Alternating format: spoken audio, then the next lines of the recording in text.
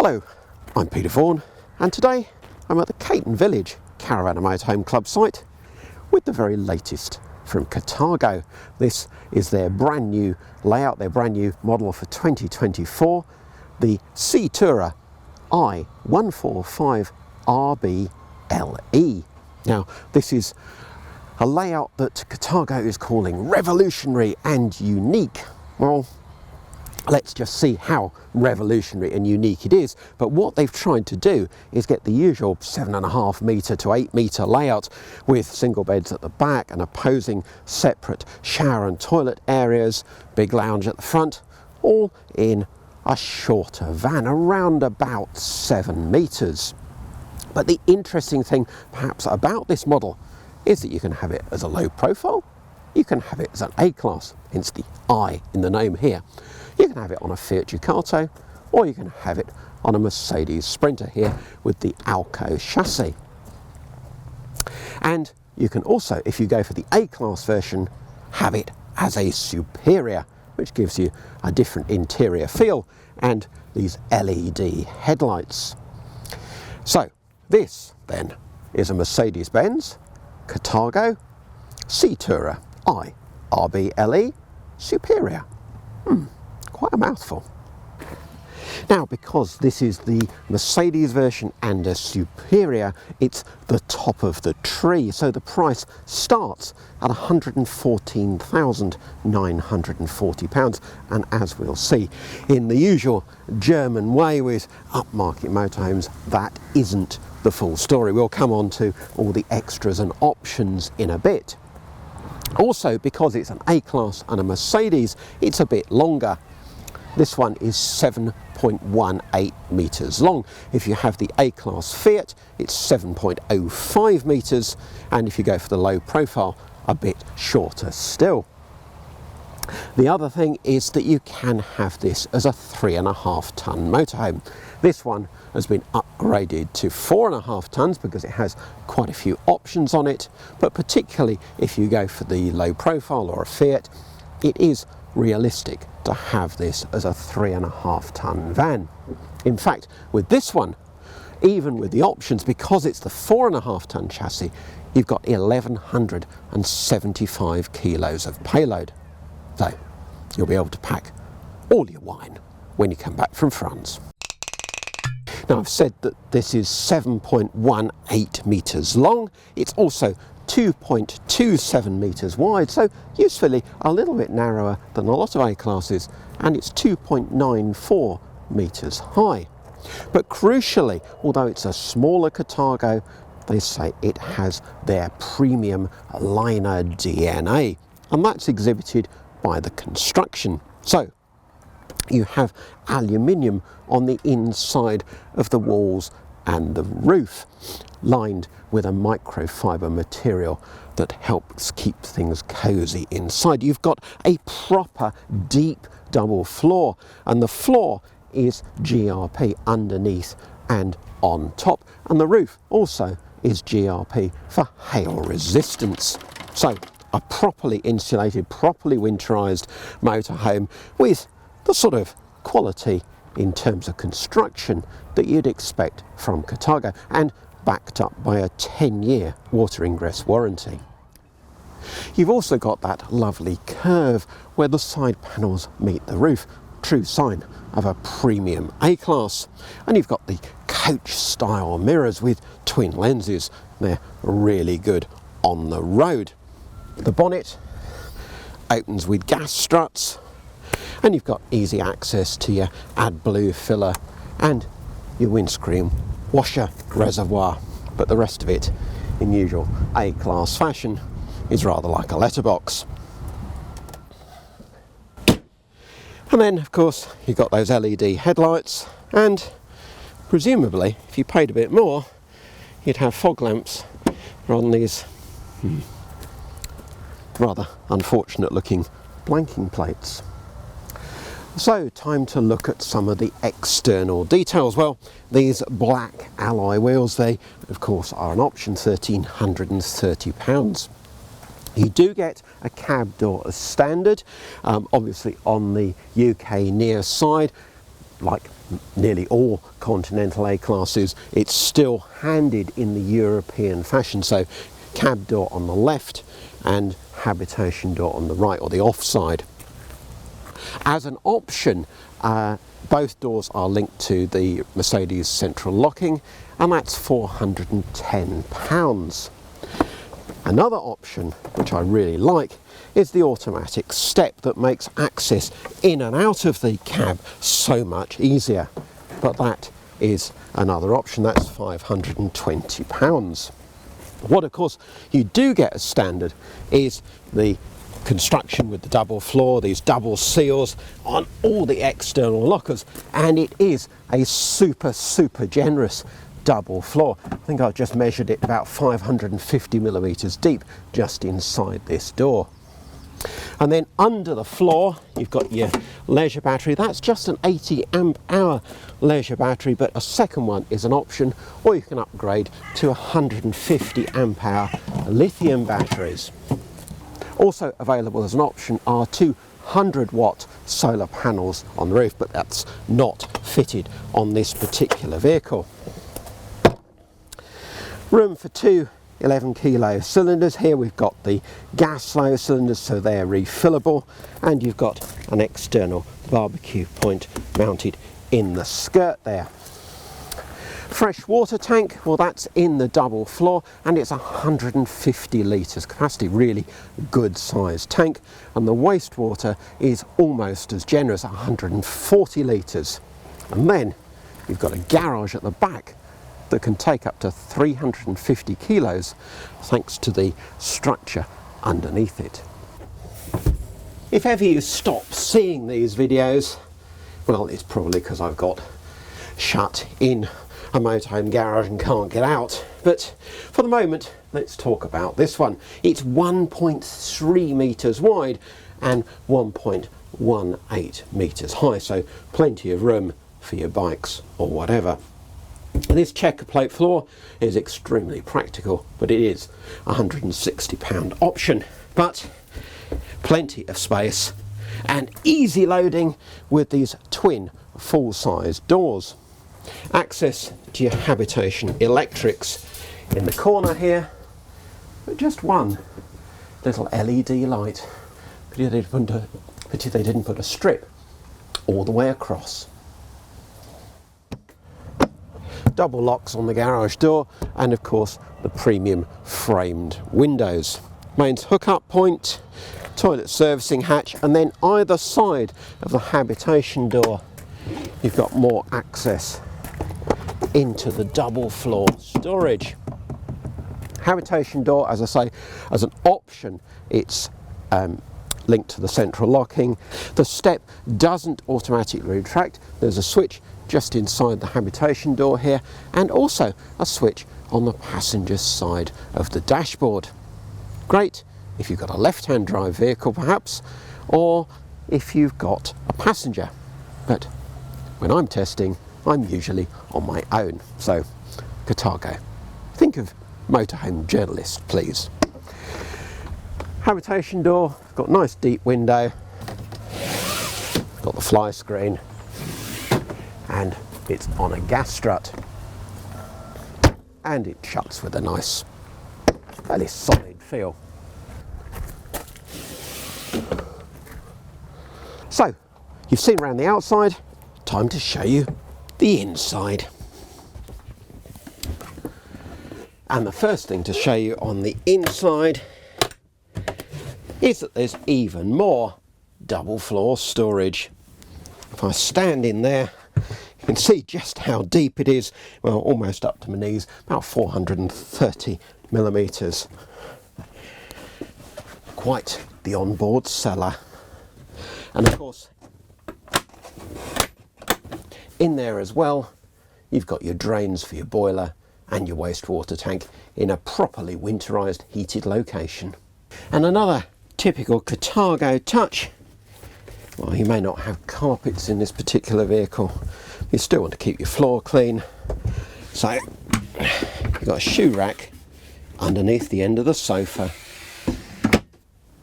Now, I've been talking to you all morning, so before I show you the rest of the van, it's coffee time, and for once my trusty coffee machine hasn't come with me because Carthago fit this Krups Dolce Gusto system, which is a £290 option.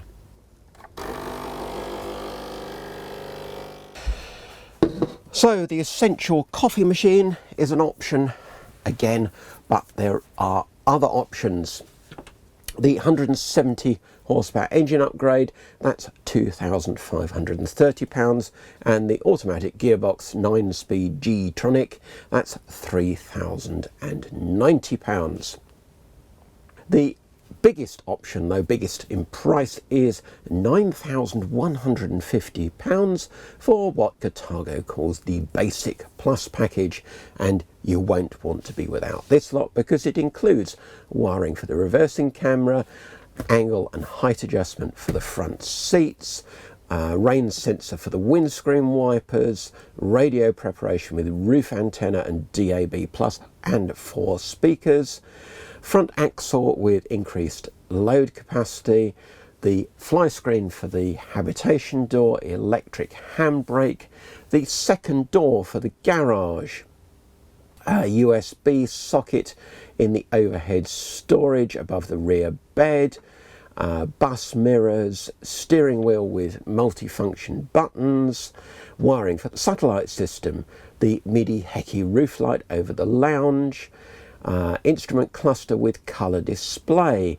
wastewater hose extension, wiring for an electric extractor hood, a larger 92 litre fuel tank, a SOG toilet ventilation system with roof chimney, wiring for a solar system, and well, it just goes on and on. That's £9,150, but it doesn't stop there.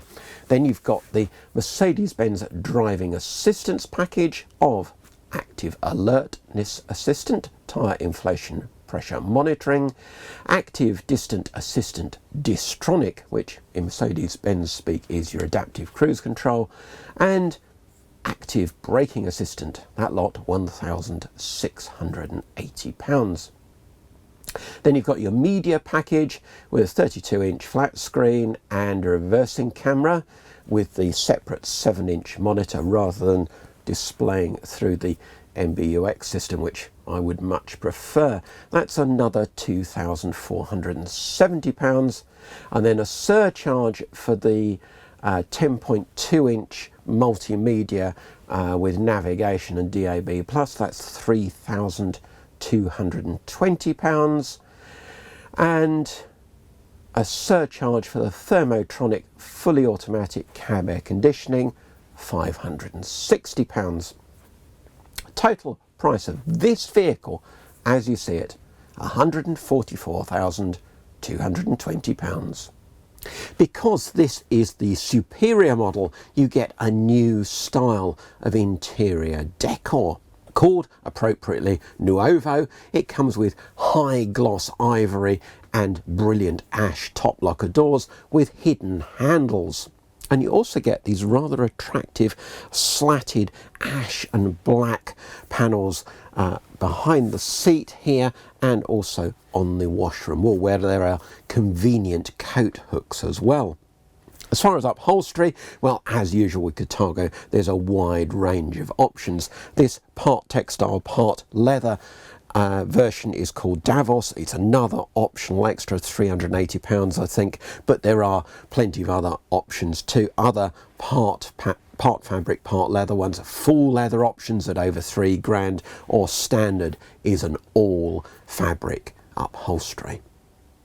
I have to say the upholstery is beautifully finished, and another thing that really is quite exceptional is all the lighting, downlighters everywhere in the ceiling, mood lights under canopies in the roof. You've got reading lights in the cab, and I particularly like this sort of mood strip light around the underside of the drop down bed. All does add to the very plush feel of this motorhome, as you'd expect perhaps for £144,000. That TV in the media pack, well, that stores vertically and just swings out to the horizontal position when you want to watch me on the TV, of course. Well, what else? It is supersized telly in what isn't a supersized van, of course, and these are the seats that you'll want to sit in to watch it. These very, very comfortable agouti captain's chairs.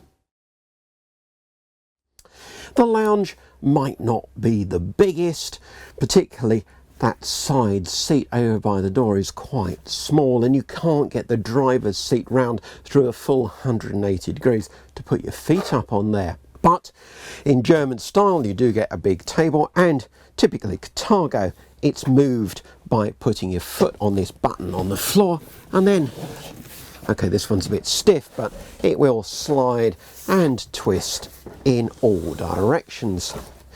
Just a pity perhaps that it doesn't fold in half like you'd see on a lot of French vans now. The settee is very comfortable. It's properly shaped with the backrest giving you proper support. You might want to put your feet up, just lean back into the corner, and it's a nice space. Daylight coming in from above.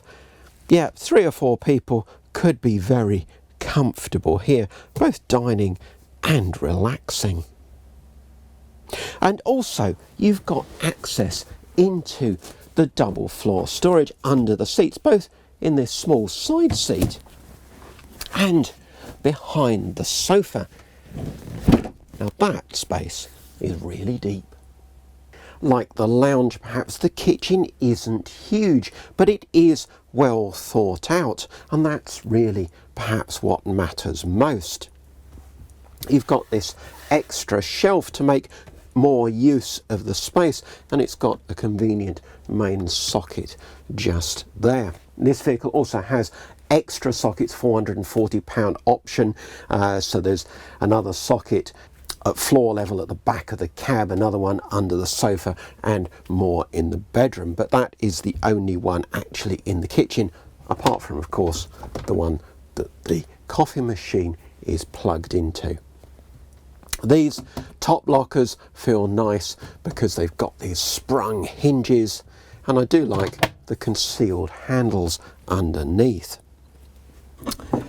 The sink does the usual Carthago trick, so you take the larger section of sink cover out and that forms another shelf. Where so many continental motorhomes go wrong is that when you specify an oven for the UK, they mount it above the fridge, where unless you're 9 foot tall, you can't see whether your dinner's burning. Fortunately, Carthago hasn't done that here. They fitted a Thetford duplex combined oven and grill down below counter level, exactly where it should be. And then you've got this 3-burner gas hob. It's called a Master Gourmet because it has these metal cast iron trivets, but that is fairly standard. And then you've got 3 really large drawers, really good storage, and underneath the oven not only is there another drawer, but you've got 2 waste bins as well, so you can do your bit with the recycling. Then over on the other side of the van is your tall fridge. So the fridge, 139 litres, one of these slim towers from Dometic, automatic energy selection of course, and with the door that opens from either side. Also new is this anthracite black, as they call it, I call it grey, but finish around the TV and also on the wall between the kitchen and the shower. And that finish again is repeated over the door, where you used to get a clear panel hiding all the habitation controls. Now your boiler itself is underneath the fridge where these vented panels are, and over the door you've got your Truma heating control and your main control panel. Heating is the Truma Combi 6, gas only as standard, but upgraded here on this particular vehicle to be gas and electric. As you step beyond the kitchen into the washroom area, well, there's a creaky bit of floor, but apart from that, the really important thing is that it's a flat floor from the cab right through to the steps that lead up to these single beds. The other important thing, and this is where Carthago is claiming a revolution and uniqueness, is having the split washroom. So shower over on this side, on the near side, toilet area separate on the off side. Having that arrangement in a van of around 7 metres. Okay, this one is 7.18, but there are shorter versions of this 145 RBLE. Normally, if you want single beds and all the rest of it, with this split washroom arrangement, you're normally looking at around 7.5 metres in overall length. So a useful reduction in size, and of course reducing the size of the motorhome reduces the weight, better for fuel economy, but crucially better for your payload. Now, you've got the usual door that swings around, locks into place, to separate the whole of the back of the van, give you a proper ensuite. You don't, as standard, get a door to shut off the bedroom, but that is yet another option. So on the off side, you've got your toilet compartment, and for once it is genuinely big enough to use with the toilet door shut. You've got this Germanic style of toilet roll holder that peeps out a little bit of toilet paper through the door like a tongue sticking out. And then you've got this supersized basin, really good to get your face over and give it a good splash. And look at the way the water comes out like a sort of waterfall. I really like that. It's a bit posh. Bit posh too, with these backlit mirrors, and they hide plenty of storage. Just a pity that the shelves, they have fiddle rails, but not quite tall enough to be a standard bottle of shampoo.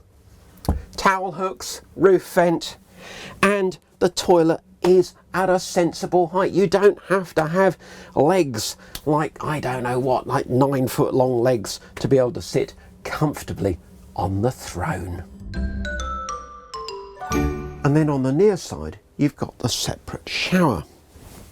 Now, just lift out this false panel of floor to reveal the shower tray, and that does quite a good job of integrating this space and making it feel more open, especially as you've also got this wall of the shower that disappears, so it just makes this area feel wider. So slide that out, the other shower door just slides into place. Now, it's a good sized shower, but there is a step in it. So, really depends on the size of you, and perhaps even more importantly, the size of your feet. Because if you've got really big feet, you might find it quite awkward. Other than that, it's a really good shower. You've got these storage pockets for your shampoo, conditioner and all that sort of thing. You've got 2 drains in the shower tray, so that's another plus. You've got a second roof vent above here with a drying rail for your towel or wet clothes or whatever. But my favourite thing is that for once, you've got really good shower pressure. Almost like being at home. So, to the rear bedroom. Now, you might be able to shave a few centimetres off the kitchen or the lounge, but you can't really do that with the beds. Now, you've got these 2 quite steep steps up into the beds, but they are a good size. On the near side, 1.86 metres by 82 centimetres wide. On the offside, slightly narrower, 80 centimetres wide, but 1.96 metres long. Now, if you want those lengths in old school, well, that's 6'1" on this side, 6'5" over on this side. And, well, I slept on the shorter of the 2 beds last night, and I was very, very comfortable. It's an exceptionally good bed, very nice comfy mattress, and you've got USB ports up here, main socket on that side, you've got these reading lights, plenty of storage for your clothes all around, small roof vent, and crucially, just for once, there is no issue about sitting up in the morning, because the ends of the bed tip up on a ratchet system, and now you can comfortably sit here without banging your head on the cupboards. You can use the reading light with your copy of MMM magazine. Now don't forget, all these road tests which we bring you are brought to you by MMM magazine, Britain's leading motorhome magazine for over 50 years. I've been contributing to it for longer than I care to remember. I think it's well, I started when I was 14, so it's been a while. Anyway, don't forget, get your copy of MMM magazine, and then you can sit in your Carthago Sea Tourer comfortably in bed and read it. You'll note that there's heater ducting all the way around the periphery of the bedroom too. So, well, I actually had to get out of bed and turn the heating down last night because it was that toasty. Under the foot of each bed is a wardrobe with both top access and front access on each side, and because the wardrobes drop down into the double floor, there's good hanging height too, 1.04 metres from the rail to the floor. This being an A-class, there's also a bed in the cab, although you can delete that and have cupboards instead. Simply release the handle. Of course, the front seats need to be tipped forward and flat first. There's no ladder in this particular van, but it's easy enough to hop up into this bed, which is 1.94 metres long, 1.54 metres wide. That's 6'4" by 5.5 inches. You've got a single reading light at this end of the bed, privacy curtains, but no roof light, and you really will want a roof light if you're in southern Spain or somewhere in the summer, but I'm sure that's probably another option. What you have got is this very nice padded, upholstered roof lining. Another premium touch. As you saw, it's push button to start the engine, foot on the brake, just this little lever that looks like a indicator stalk or something to engage drive, flick the switch for the parking brake, and off we go.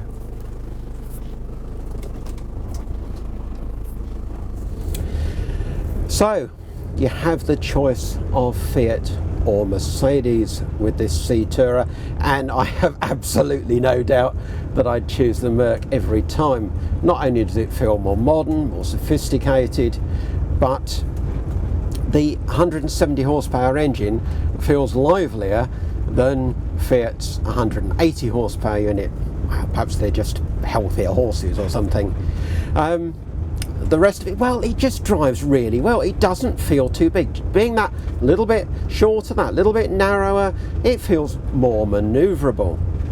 You've got these excellent coach bus style mirrors, give you good view aft. You've got the reversing camera, although I would like that display to be in the MBUX rather than down here where it's a bit low. It's in front of one of the fresh air vents or air conditioning vents, so that rather negates the use of that vent. It just seems, well, poorly positioned really, and why have that screen when you've got this one here? The MBUX, of course, we've seen that many times now, and that is excellent, really clear sat-nav, very easy to use, very good. And then because it's an A-class, well, let's look at the windscreen wipers, and yeah, it's not raining, but you can see they give good coverage of the screen, despite only two wipers. Really good coverage, so no complaints there either. And this being a Carthago, you've got that sloping away dashboard. Now the Fiat does it even better. You can see even closer to the front of the vehicle in the Fiat. I think the sort of bonnet line, if you like, on the Merc is that little bit higher. So, but you've still got good forward visibility, and so it's easier to place on the road than a lot of A-classes. So that's all the positives. Negatives, well, there aren't many. It feels very stable, handles well, as I say. The only thing is there are some rattles, and well, at 140 odd grand I wouldn't want rattles in my motorhome. But other than that, yeah, top marks for the way it drives.